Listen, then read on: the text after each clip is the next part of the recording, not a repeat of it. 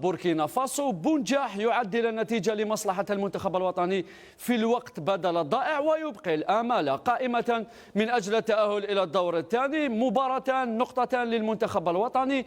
مباراة المنتخب الوطني أمام بوركينا عرفت تقلبات كثيرة، تأخر في النتيجة، تعديل النتيجة من طرف بغداد بونجاح، ثم الخضر عادوا ليتأخروا بركلة جزاء بيرترون تراوري قبل أن يعود بغداد بونجاح رجل المباراة ورجل المنتخب الوطني في هذه المباراة ليعدل النتيجة في الدقيقة 96. تعادل جعل الآمال تبقى قائمة كما قلت في البداية من أجل الفوز في المباراة الأخيرة وضمان تأهل بحول الله بالنسبة للخضر إلى الدور الثاني. إذا من أجل الحديث عن هذه المباراة نستضيف محللين فاضل كانوا معكم قبل المباراة مع زميل محمد لامين بن شابير. عزيزا مرحبا بك مرة من جديد معنا في هذا البث المباشر. محمد قاسي سعيد اهلا وسهلا بك من جديد. مساء النور ميدو. مساء الخير. محمد لامين بن شابير زميلي في قناة الهداف مرحبا بك اليوم الآن في دور مغاير، أنت محلل ولست مقدم، مرحبا بك مرة أخرى. احنا عندنا تغييرات تكتيكية. لا احنا عندنا ما نخلوش دائما اللاعب تاعنا مكشوف، لازم نغيره ماشي كيما المنتخب الوطني ميدو. احنا اليوم درنا تغييرات تكتيكية ان شاء الله تجيب النتيجة برك. نعم نبدأ إذا مشاهدينا الأفاضل على بركة الله في الحديث عن هذه المواجهة. حسين عزيزان مباراة لا تقريبا كل الشعب الجزائري تقريبا كان على الأعصاب، تغيرات كثيرة في المباراة إلى غاية الثواني الأخيرة من أجل هدف تعادل، هدف قد يكون انطلاقتنا في الكان إن شاء الله. إن شاء الله اللقاء كان يعني بريسك نقولوا احنا كوبي تاع الماتش تاع أنغولا وين فريقين كانوا يقراوا في بعضها، يعني واحد ما أخذ زمام الأمور أنه ياخذ اللقاء يعني ديريكتومون يباشر أنه يطاكي، ولا احنا لعبنا بحذر ولكن خلقنا عدة فرص ما عرفناش كيفاش نركزوا خاصة في اللمسات الأخيرة. مي غروسو مودو اون بروميير ميطون كان الريتم لا باس عليه، كنا قادرين اننا نسجلوا اهداف، ولكن نقولوا حنايا توجور لادفيرسير عنيد. ماركنا في الدقيقه الاخرى اون ترانزيسيون في اللاكس وين انكيسينا لو بريمي بيت خلط لنا كاع كما نقولوا حنا الحسابات. مي الحمد لله شفنا ردة فعل اون دوزيام ميطون كانت ايجابيه، خلاتنا اننا غاليزينا ومن بعد خذينا زمام الامور. كنا قادرين نزيدوا الثاني لولا راسيه بونجاح اللي ما كانتش يعني ما كانتش مكادريه لا دوزيام بال هذيك، كنا ماركينا الدوزيام بيت. مي نقول لك باللي اللقاء تاع اليوم كان خير من اللقاء الاول. اسمح لي حسين عزيزان المشاهدين الكرام نستمع الى ما قاله بغداد بونجاح رجل المباراه على المباشر في الندوه الصحفيه.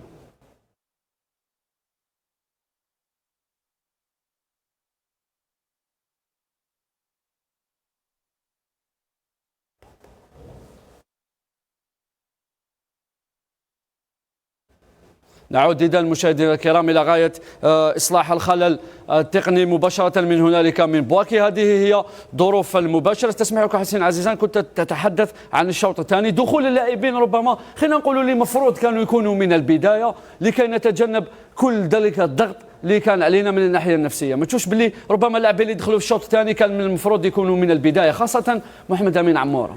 بيان سير عطاو نعش كبير الناخب كما نقولوا الفريق تاعنا، وين شفنا لاعبين يلعبوا بحراره واقفين فوق ارضيه الميدان، عملوا عده فرص. هذه بيان سير نقولوها باسكو نحس باللي اللاعبين هذو لا فريشور كانت عندهم بارابور الماتش اللي فات المباراه الاولى. نعم شفنا كما نقولوا لي ترانزيسيون كانوا رابيدمون، توغلات، شفنا حوايج بوزيتيف اون بريمير ميطون. نعم محمد قاسي سعيد، شفنا المنتخب الوطني مثل ما قال حسين عزيزان في الشوط الثاني، في المباراة الأولى في الشوط الثاني انهرنا بدنيا، لكن في هذه المباراة ربما الشوط الثاني كان لعبنا أفضل من الشوط الأول. صحيح أننا تلقينا هدف ثاني من ركلة جزاء بعد خطأ آيت نوري على عيسى كابوري، لكن حسينا اللاعبين كانوا حاضرين بدنيا، وخاصة من ناحية الجرينتا. في ال20 دقيقة الأخيرة حسينا اللاعبين بقاو مامنين، ما حبوش يخرجوا من المباراة إلى غاية تعديل النتيجة. اولا ميدو بدي نشكر بغداد بونجاح لان خلى المنتخب خلى له الامل في المقابله الثالثه، ولو حتى لو خسرنا اليوم يعني ما كانتش كان الامل مازال ضئيل، لكنه ضئيل ولكن تضيع الثقه ديالك. ميدو ما تقدرش تلعب ب9 ضد 11، والمقابله اللي فاتت لعبنا ضد 9 ضد 11، والمقابله تاعنا من هم اللاعبين الناقصين فوق ارضيه الميدان؟ دوك نحلوا بالعقل. تفضل يعني لما تشوف يعني بصراحه محرز واحد من اكبر اللاعبين اللي مروا على المنتخب الوطني، ولكن اليوم محرز ماروش يمد كما كان يمد.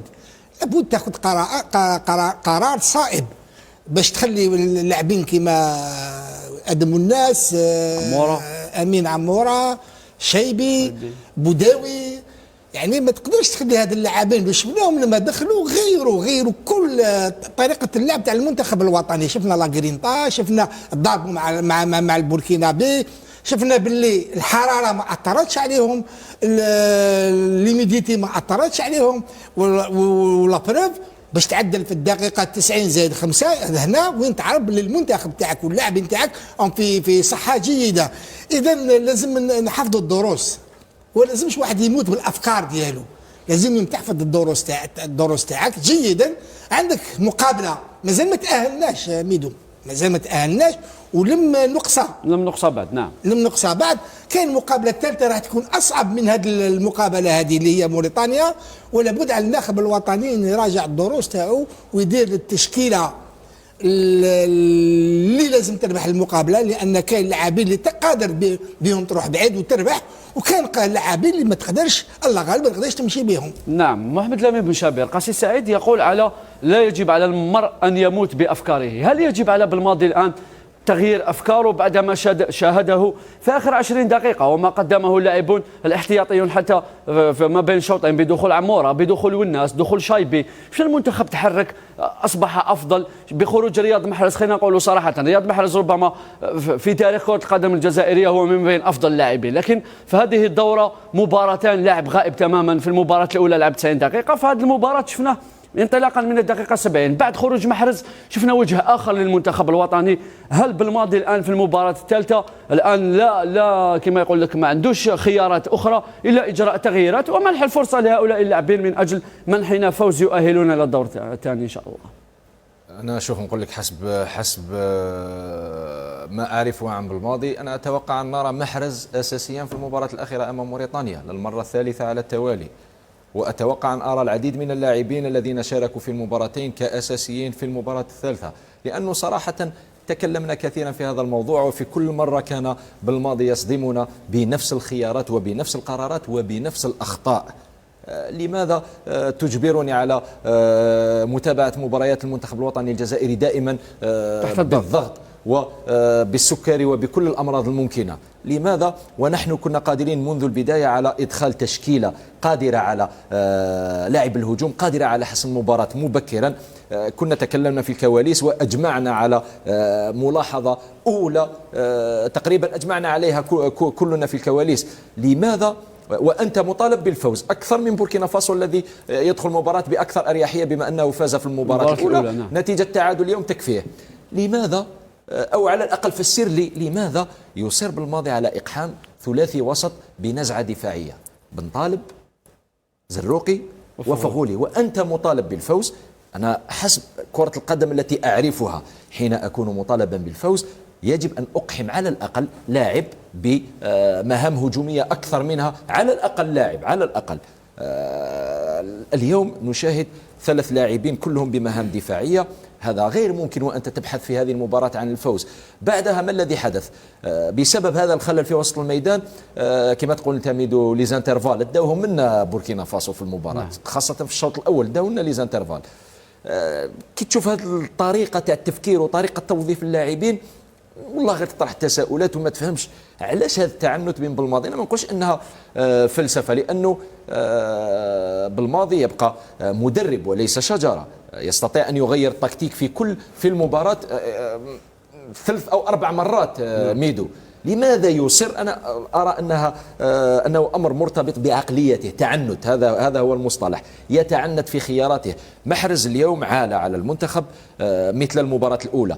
احنا أوكي كنا كلنا توقعنا أنه محرز سيكون أساسيا، وهذا من حق الناخب الوطني لأنه يبقى محرز قيمة فنية ثابتة في المنتخب. معليش ما لعبش المباراة الأولى جيدا، كنا طامعين أنه يدخل أساسي ويقدم مردود جيد. معليش صح لم يقدم مردودا جيدا خلال المباراة، ماشي ما قدمش، لم يقدم أي شيء في الشوط الأول. كان على الناخب الوطني على الأقل أن يخرجه بين الشوطين ويقحم آدم الناس أو يقحم لاعبا آخر.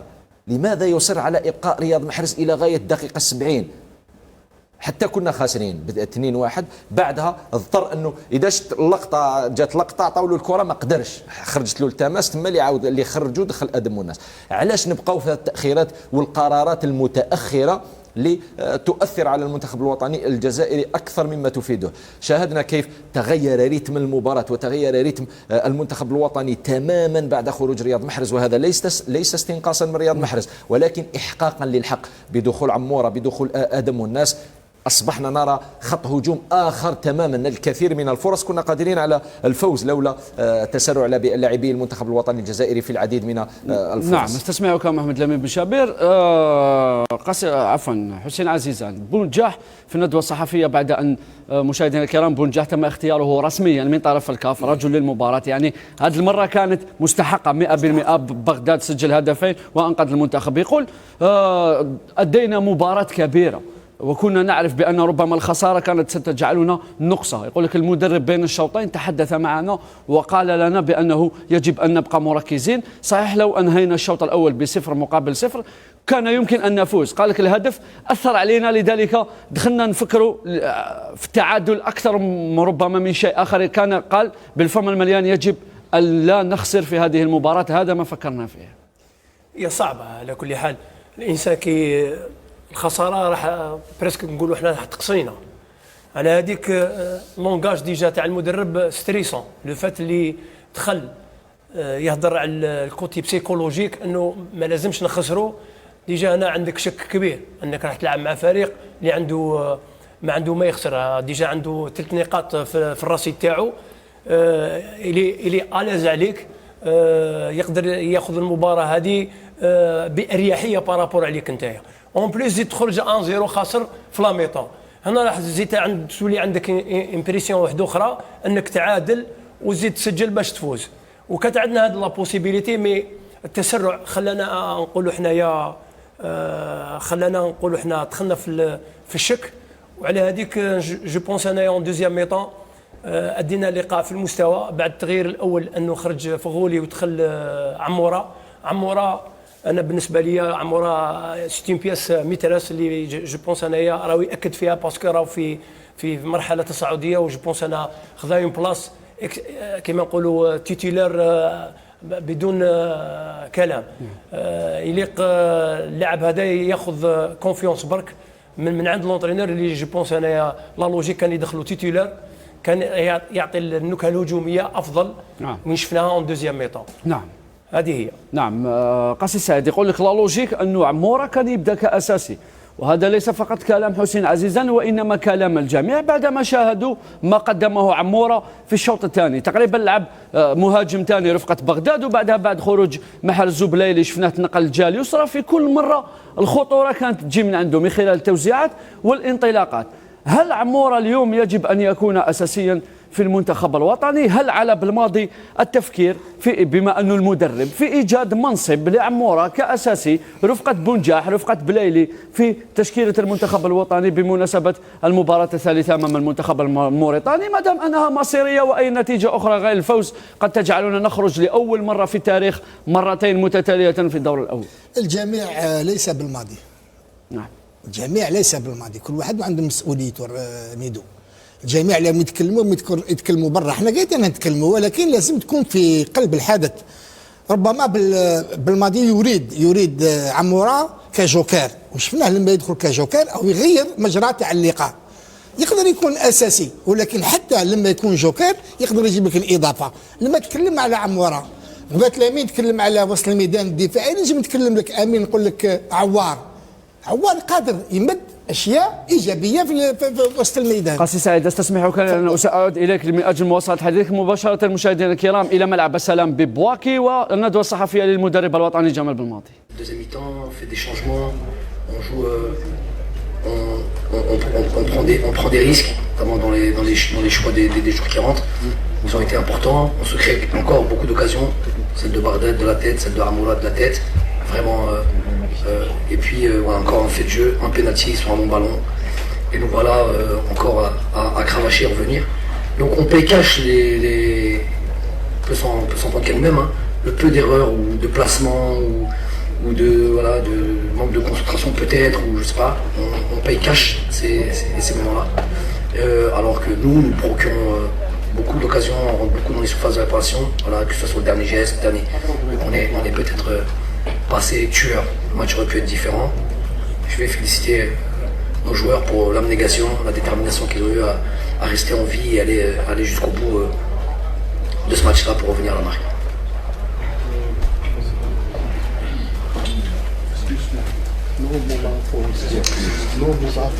Mohamed El Tarbi de la radio algérienne. Coach, nous avons assisté à un match très disputé, très intense. Le fait de courir à chaque fois derrière le score ne vous a pas réduit la marge de manœuvre pour aller chercher cette victoire. Parfois, peut-être le cours du match, c'est lui qui a imposé les changements et tout. Donc le fait de courir derrière le score à chaque fois n'a pas réduit la marge de manœuvre pour vous pour aller chercher la victoire? Très sincèrement, les choix de joueurs, côté fait Islam devait rentrer, Edem Mounez devait rentrer, Amoura devait rentrer, Fares Chaibi devait rentrer. Peu importe le score, ils auraient eu leur temps. Après, c'est une question de timing. Ça dépend des circonstances du match, mais ils allaient effectivement rentrer. C'est vrai qu'avec, pour être très honnête, avec les deux buts de Bradad, on voyait qu'ils ne se faiblissaient pas. Si on n'était pas un but d'avance en leur faveur, et ben peut-être que Islam sur ce coup ne serait pas rentré, mais les autres. Voilà, les circonstances du match ont fait qu'on a pris un maximum de risques. On joue avec un véritable milieu de terrain qui était Ramiz Zerouki. Et voilà, on a acculé cette équipe-là qui a beaucoup couru, beaucoup défendu. Inhabituellement, elle a joué avec une défense à 3. Je sais qu'elle l'a déjà fait très rarement. La seule fois qu'ils l'ont fait, c'est contre le Togo. Je sais qu'il avait préparé comme ça en match amical, ça nous avait donné quelques indications. Donc moi je dis, c'est dans la douleur, la souffrance, mais c'est comme ça qu'on a été, à un moment donné, on a obtenu nos succès dans le passé. Rien nous a déjà été servi sur un plateau. Tout ce qu'on a fait, on a été le chercher nous-mêmes, envers et contre tout le monde. كوتش السلام عليكم. حسين بوشكير الجزائر تيب. كوتش شفنا مباراة سيناريو عجيب وغريب، هدف أول بعدها تعادل، بعدها فار، ضربة جزاء، بعدها تعادل في الأوقات الأخيرة. عشان المباراة على الأعصاب كما عشتها نتايا، واش كان خاص اليوم الجزائر من أجل تحقيق الفوز اللي كان يعطينا أكثر ثقة باش نروحوا للمباراة الثالثة؟ على كل حال عندي الثقة، عندي ثقة في لاعبنا، وسورتو كي تشوف المباراة تاع اليوم، شوف اللاعب اللي بداوا اللاعب اللي دخلوا بنفس التركيز، نفس الحماس. دونك انا ما عندي شك في، وعندي ثقه فيهم. اليوم قلت لك خاصنا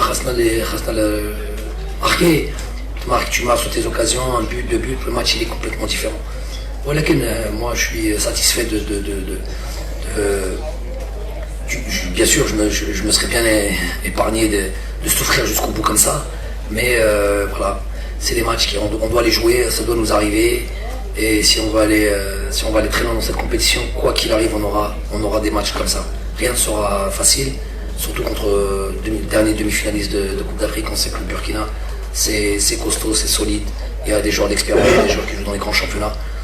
Donc voilà, moi je trouve qu'on a mis cette équipe la plupart du temps, même si en première mi-temps on leur a laissé le ballon sans grosse inquiétude, mais c'était voulu, c'était planifié. Mais sinon, dans l'ensemble, on n'a pas été inquiétés plus que ça. Il n'y a pas eu de réelle occasion de leur part.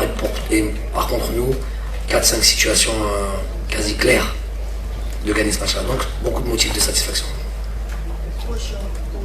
Satisfaction de votre part, mais quand on regarde dans le jeu, vous l'avez dit hier, ça va être un jeu très difficile et très compliqué avec la chaleur en plus. Comment avez-vous trouvé l'équipe du Burkina aujourd'hui? Vous, les journalistes du Burkina, vous aimez bien que je parle de votre équipe. Je vous ai dit, c'est difficile pour moi de parler de par respect, parler de l'équipe adverse, mais bon, puisque je les ai joués aujourd'hui, je je peux en parler, cette équipe-là, elle ne me surprend pas. Cette équipe, elle a beaucoup d'expérience. Quand on voit la manière d'un Tapsoba, le calme qu'il a pour sortir les ballons, avec un gardien de but, bon, même s'il prend beaucoup de risques, aussi le calme avec lequel il joue. C'est une équipe qui est complète quasiment dans tous les compartiments. Ils ont des jeunes joueurs, ils ont des joueurs qui ont beaucoup de dynamisme. Quand on voit l'activité d'un Touré au milieu de terrain, même d'un Guira alors qu'il a un certain âge, mais qui est toujours présent. Voilà, Sankaré, tous ces joueurs-là sont des très bons joueurs de football. Et je suis pas surpris de. Je savais qu'on allait avoir un match très difficile. Je vous l'ai dit à la conférence de presse, c'était pas des mots comme ça en vain. Donc voilà, il faudra compter sur le Burkina dans cette compétition encore.